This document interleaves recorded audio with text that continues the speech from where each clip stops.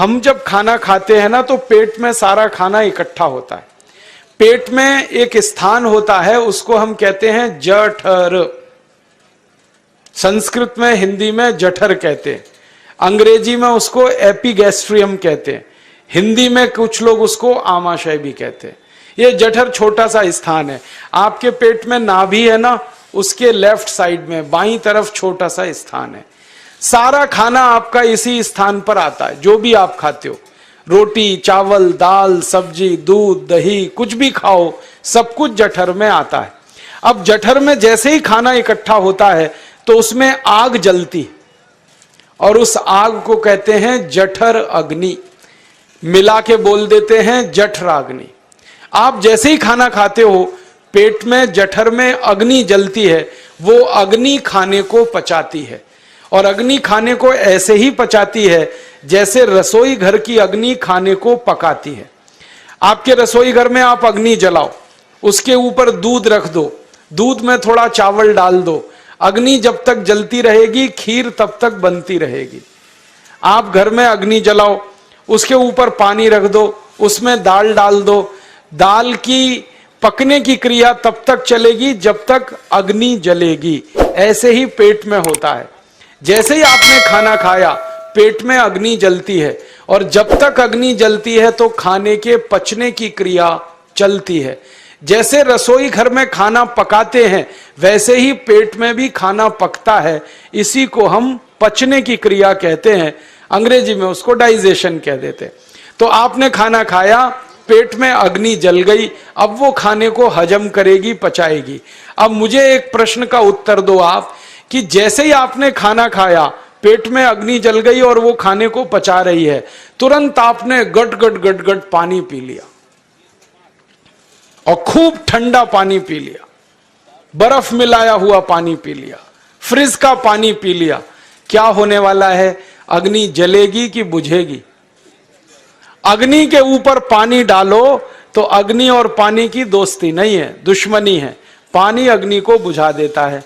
तो आपने खाना खाया, अग्नि जली, पीछे से गटगट पानी पी लिया, अब अग्नि शांत हो गई, अब खाना पचेगा नहीं, तो वो पेट में पड़ा पड़ा सड़ेगा, और सड़ा हुआ खाना 100 से ज्यादा विष पैदा करेगा, और वो 100 विष आपकी जिंदगी को नरक बना देंगे, और जिंदगी भर आप बीमार पड़े रहेंगे। आपको मालूम है, कई लोग कहते हैं मुझे पेट में बहुत गैस बनती है। ये गैस उन्हीं को बनती है जिनका खाना हजम नहीं होता। कोई लोग कहते हैं कि मुझे पेट में जलन होती है, ये जलन उन्हीं को होती है जिनका खाना पचता नहीं। कोई कहते हैं कि मेरे पेट में एकदम गुम हो जाता है, फूल जाता है, ये सब वो लक्षण हैं जब खाना पचता नहीं। तो खाना पचेगा नहीं तो सड़ेगा, सड़ेगा तो विष पैदा करेगा, और वो विष आपको बीमार करेंगे। इसलिए महर्षि भागवत ने कहा, खाना खाते ही पानी मत पियो। समझ में आया? फिर आप बोलोगे कितनी देर तक नहीं पिए? कम से कम 1 घंटे तक। 1 घंटे बाद पानी पियो। आप बोलोगे जी 1 घंटा क्यों? ये जो अग्नि जलने की क्रिया है, ये लगभग 1 घंटे तक ही चलती है पेट में। उसके बाद अग्नि अपने आप शांत हो जाती है, उसके बाद पानी पी लो। तो खाना अगर 10 बजे खाया तो 11 बजे पानी पियो, 11 बजे खाया तो 12 बजे पियो, 12 बजे खाया तो 1 बजे पियो, 1 घंटे बाद पानी पियो। अब आपके मन में यह सवाल आ सकता है कि खाना खाने के पहले पी लें क्या? हाँ पी लो, 40 मिनट पहले पेट भर के पानी पी लो। 10 बजे खाना खाना है, 9:20 पे खूब पानी पी लो, जितना पी सकते हो। 11 बजे खाना खाना है, 10:20 पे पी लो, खूब पानी पी लो, 40 मिनट पहले। आप और एक सवाल पूछ सकते हो कि अच्छा ठीक है, खाने के बाद पानी तो नहीं पिएंगे, कुछ और पी सकते हैं क्या पानी को छोड़कर? तो उसके लिए भागवत जी कहते हैं कि खाने के तुरंत बाद अगर पीना है तो दही की लस्सी पियो, मट्ठा। खाने के बाद अगर तुरंत पीना है तो फलों का रस पियो, गन्ने का रस पी लो, संतरे का रस पी लो, मौसमी का रस पी लो, अनार का रस पी लो। अब आप कहोगे ये सब महंगी महंगी चीजें बता रहे हैं, गन्ने का रस, संतरे का रस, अनार का रस, पैसे तो है नहीं।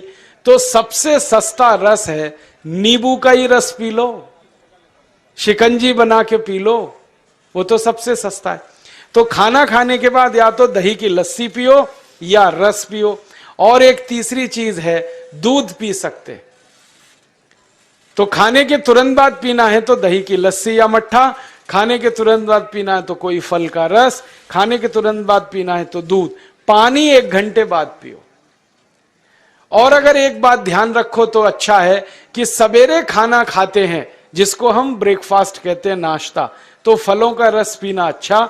दोपहर को खाना खाएं तो लस्सी और मट्ठा पीना अच्छा, और रात का खाना खाएं तो दूध पीना अच्छा।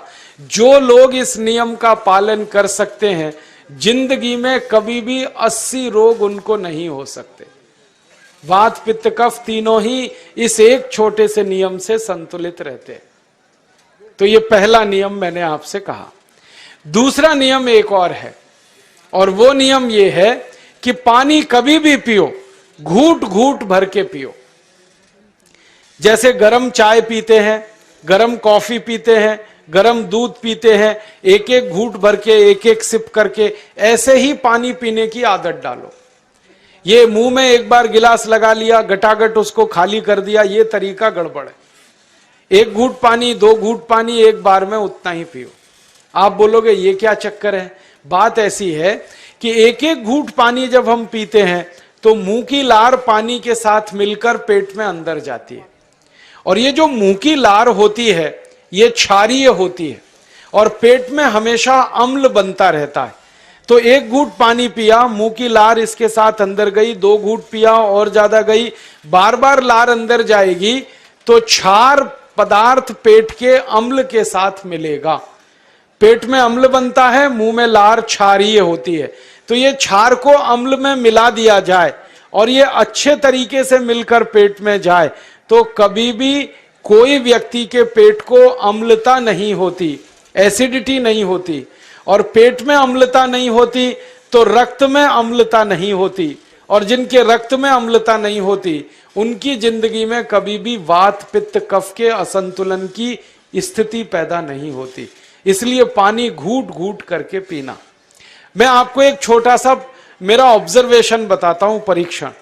आप भारत देश में या दुनिया में कहीं भी जाओ, मनुष्य को छोड़कर पशु पक्षियों को देखना शुरू करो, वो पानी कैसे पीते। किसी चिड़िया को पानी पीते हुए देखो, किसी पक्षी को पानी पीते हुए देखो, वो चोंच के 1 बूंद ही के बराबर ही पानी उठाता है। एक बार में 1 बूंद पानी लेगा, फिर थोड़ी देर चोंच चलाएगा, फिर पिएगा, फिर दूसरी बूंद लेगा, फिर चोंच चलाएगा, फिर पिएगा, फिर तीसरी बूंद। एक एक बूंद पक्षी पानी पीता है। कुत्ते को पानी पीते हुए देखो, चाट चाट के पानी पीता है। शेर को पानी पीते हुए देखो, चाट चाट के पानी पीता है। जितने जानवर चाट कर पानी पीते हैं, जितने पक्षी एक एक घूंट पानी पीते हैं, किसी भी पक्षी और किसी भी जानवर को डायबिटीज नहीं है, किसी को अर्थराइटिस नहीं है, कोई पक्षी ओवरवेट नहीं है, कोई पशु ओवरवेट नहीं है। वो सब स्लिम और ट्रिम हैं, क्योंकि वो इतने होशियार हैं कि पानी चाट के पीते हैं या घूट घूट करके पीते। अब मुझे ये हैरानी होती है कि ये पशु पक्षियों को कौन सिखाता है? वो अपने जन्म से ये ज्ञान सीख के आते। उनका कोई गुरु नहीं है, उनका कोई विद्यालय नहीं है, उनके कोई प्रशिक्षण शिविर नहीं लगते, फिर भी उनको इतनी अकल है कि पानी घूट घूट पीना। और हम ये मनुष्य जिनके इतने गुरु, इतने विद्यालय, इतने कॉलेज, सीखने वाले, सिखाने वाले, और हम मूर्खों के मूर्ख गटागट गटागट पानी पीते रहते। तो पानी पीने का तरीका बदल दो, घूट घूट भर के पानी पियो। ये दूसरा नियम है। तीसरा नियम है कि जिंदगी में कितनी भी प्यास लगे, ठंडा पानी कभी मत पियो। बर्फ डाला हुआ पानी, फ्रिज में रखा हुआ पानी, वाटर कूलर का पानी जिसका तापमान बहुत कम है, ये कभी मत पीना। क्यों? क्योंकि शरीर आपका गर्म है और पानी ठंडा है। अब होता क्या है वो मैं समझाता हूं सरल भाषा में। पेट तो गर्म है, अब इसमें ठंडा पानी डाल दिया आपने, तो अंदर झगड़ा होता है। और झगड़ा क्या होता है? या तो पानी पेट को ठंडा करेगा या पेट पानी को गर्म करेगा। अगर पानी ने पेट को ठंडा कर दिया तो पेट के ठंडा होते ही हृदय ठंडा होता है, हृदय के ठंडा होते ही मस्तिष्क ठंडा होता है, मस्तिष्क के ठंडा होते ही आदमी ठंडा होता है, और आदमी ठंडा होते ही राम नाम सत्य होती है। आपको मालूम है, जब शरीर ठंडा पड़ जाता है तो घर में भी नहीं रखते, निकाल के बाहर सड़क पर रख देते। जो घर आपने बनाया अपनी मेहनत से, शरीर के ठंडा पड़ते ही निकाल बाहर करते हैं उस घर में से, और फिर चिल्लाने लगते हैं, लेके जाओ, जल्दी लेके जाओ, इसको जला के आओ। माने ठंडे शरीर की इज्जत नहीं है। तो ठंडा पानी क्यों पी रहे हो भाई? बंद कर दो। कोई जानवर ठंडा पानी नहीं पीता, कोई पक्षी नहीं पीता। तो आप ये ठंडा पानी पीना बंद करो, सादा पानी पीना शुरू करो। और गर्मी के दिनों में बहुत अगर आपको तकलीफ है तो मिट्टी के घड़े का पानी पी लेना, फ्रिज का और बर्फ का नहीं पीना। ये तीसरा नियम है। और चौथा और आखिरी नियम है कि आप सवेरे ही सवेरे जब सोकर उठते हो तो सबसे पहले पानी पियो। जैसे ही आपकी आंख खुल गई तो पहले 2-3 गिलास पानी पी लो, उसके बाद आप टॉयलेट में जाओ। उठते ही पानी पियोगे तो 2 फायदे हैं। पहला फायदा यह है कि पानी पेट में जाकर बड़ी आंत को साफ करता है, और जैसे ही बड़ी आंत की सफाई होगी पेट पे दबाव पड़ेगा और आप संडास घर में जाएंगे, 2-3 मिनट में पेट आपका साफ हो जाएगा। जिनका पेट सुबह एक बार में साफ हो जाता है उनकी जिंदगी में कभी रोग नहीं आता। इसलिए सुबह सुबह उठते ही पेट साफ होना जरूरी है। और उठते ही पानी पियोगे तो मुंह की जो लार है वो पानी के साथ मिलकर अंदर जाएगी। सुबह पेट में एसिड की मात्रा ज्यादा होती है, इसलिए लार का पेट में जाना बहुत जरूरी है। इसलिए सुबह उठते ही पानी पीना बहुत जरूरी है। ये 4 नियम हैं आयुर्वेद के। पहला नियम, खाना खाने के 1 घंटे बाद पानी पीना। दूसरा नियम, पानी को हमेशा घूट घूट भर के पीना। तीसरा नियम, कभी भी जिंदगी में ठंडा पानी नहीं पीना।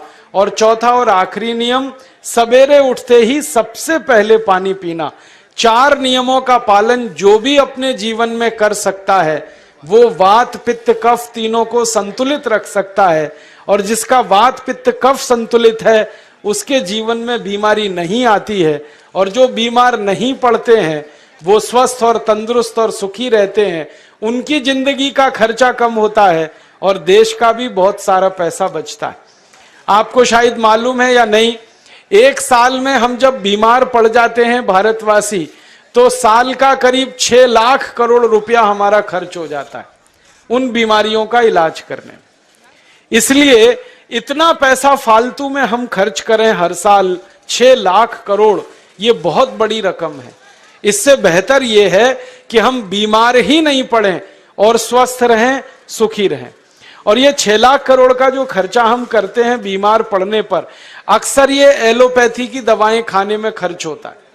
और जो एलोपैथी की दवाएं हम खा रहे हैं, जैसे paracetamol, Baralgan, butazone, oxyphenbutazone, aspirin, Disprin, Novalgin, ये सब ऐसी खराब दवाएं हैं जो दुनिया के देशों में 20 साल पहले बंद हो चुकी हैं, भारत में धड़ल्ले से बिक रही हैं और हमको बीमारियों से ज्यादा गंभीर बीमारियों में फंसा रही।